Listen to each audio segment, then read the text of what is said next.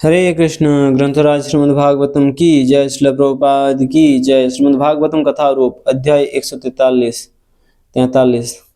भगवान श्री कृष्ण की लीलाओं का संक्षिप्त विवरण। 10वां स्कंध।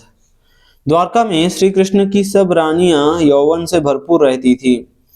देखने में उनकी अवस्था 16 से 20 वर्ष के बीच लगती थी।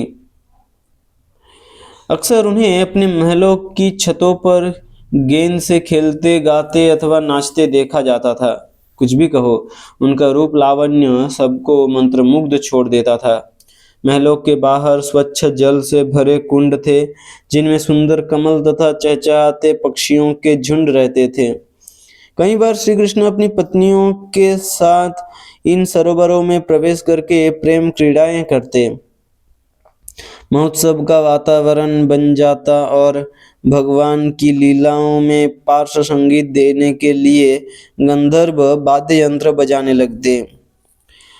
पिचकारियों से श्री कृष्ण पर पानी फेंकते हुए रानियां खिलखिलाकर हंसती और भगवान भी बदले में उन्हें पूरी तरह भिगो देते। उस समय उन रानियों के केस खुल जाते और उनके वक्षस्थल तथा जंघाओं को सजाकर उनकी सुंदरता को हजारों गुना बढ़ा देते। श्री कृष्ण इतनी तेजी से रानियों पर पिचकारी से बौछार करते कि हार कर वे रानियां उनकी पिचकारी पकड़ने के लिए उनके निकट आ जाती। निकट आते ही श्री कृष्ण को उनका आलिंगन करने का अवसर मिल जाता और रानियों के वक्षस्थल पर लगे केसर से श्री कृष्ण की छाती पर भी लालिमा छा जाती। उस समय उन रानियों के मुख बड़ी मुस्कानों के साथ खिल उठते, उनकी सुंदरता में निखार आ जाता। इस प्रकार श्री कृष्ण के साथ खेल में पूरी तरह मग्न होकर वे रानियां स्वयं को पूरी तरह भूल जाती।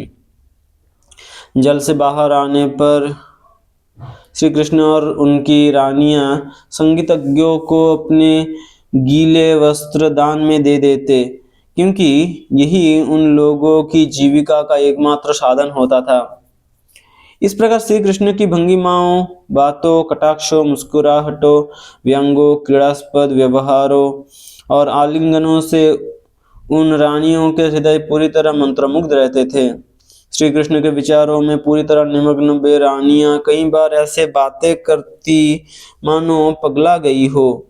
वास्तव में वे एक गहन आनंद के स्तर पर थी और प्रत्येक व्यक्ति और प्रत्येक वस्तु को उस आनंद की दृष्टि से देखती थी।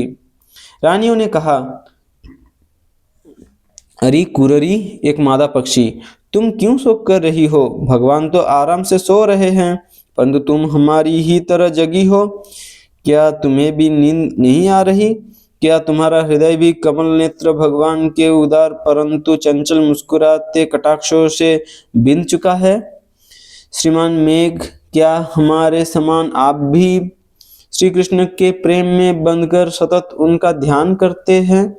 क्या श्री कृष्ण को देखने की उत्कंठा में तुम्हारा हृदय भी हमारे समान पीड़ित है और इसीलिए उनका स्मरण करके मूसलाधार आंसू बहा रहे हो? हाय, श्री कृष्ण का संग कितने कष्ट देता है। हे उदार पर्वत, ना तो तुम चलते हो और ना ही बोलते। लगता है कि तुम किसी गंभीर विषय पर मनन कर रहे हो, अथवा हमारे समान तुम भी वसुदेव पुत्र के चरण कमलों को अपने वक्षस्थल पर धारण करने के लिए लालायित हो।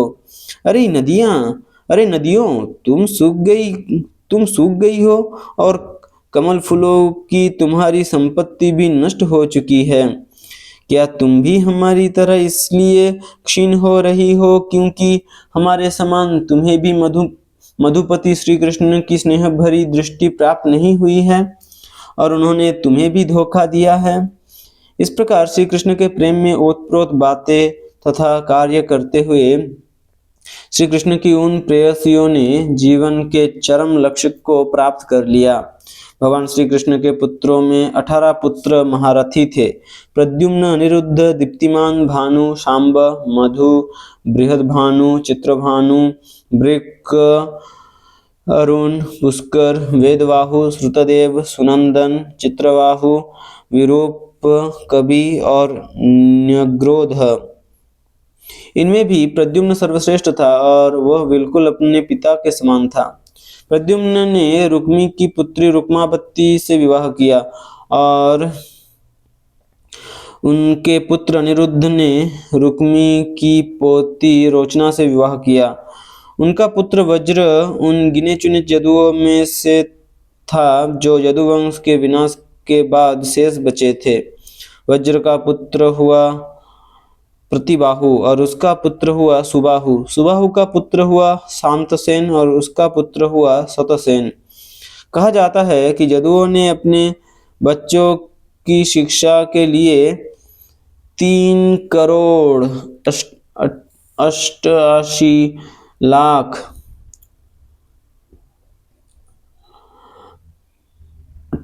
88 लाख शिक्षकों को नियुक्त किया था। महाराज उग्रसेन के पास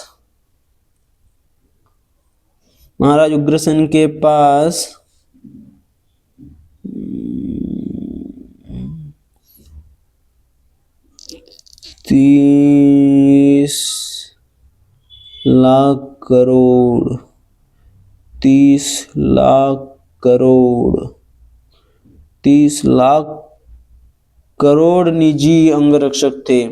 श्री कृष्ण के शिष्यों के श्रील प्रभुपाद के शिष्यों के अनुसार, अथवा शायद 10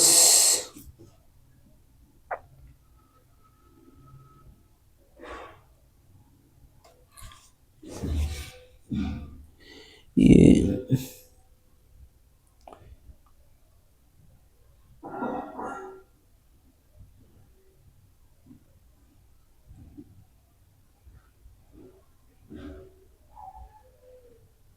कितना है, मैं तो पढ़ नहीं पा रहा।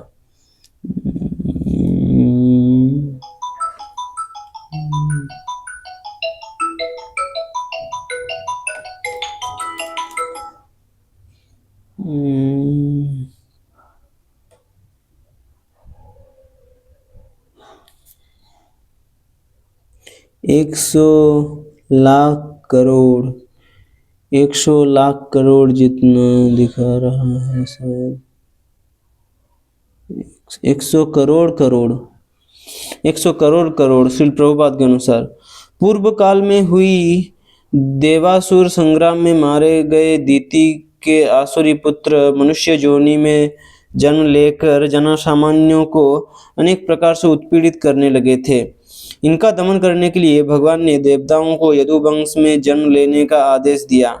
इस प्रकार उन देवताओं ने यदुओं के 101 कुलों में जन्म लिया। वृष्णिवंशी कृष्ण भक्ति में इतने तल्लीन थे कि वे सोते, बैठते, चलते, बातें करते, खेलते, नहाते तथा अन्य कार्य करते समय स्वयं को भूल जाते।